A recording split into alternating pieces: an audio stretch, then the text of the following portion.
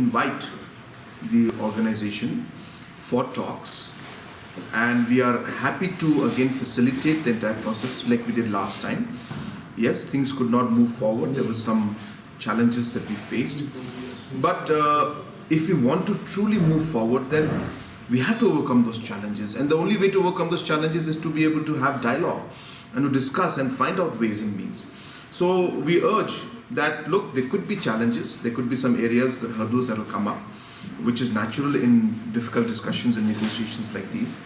But that should not let us down. That should just ensure, in fact, make us more firm to say that we want long-lasting peace.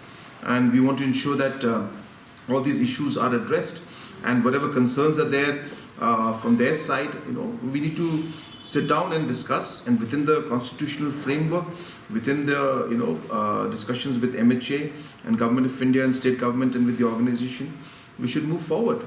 So that is what our appeal is. We would want to once again give the message that that we are ready to discuss, and let us come to the table again to talk, and whatever concerns are there, the best way to resolve those concerns is through dialogue.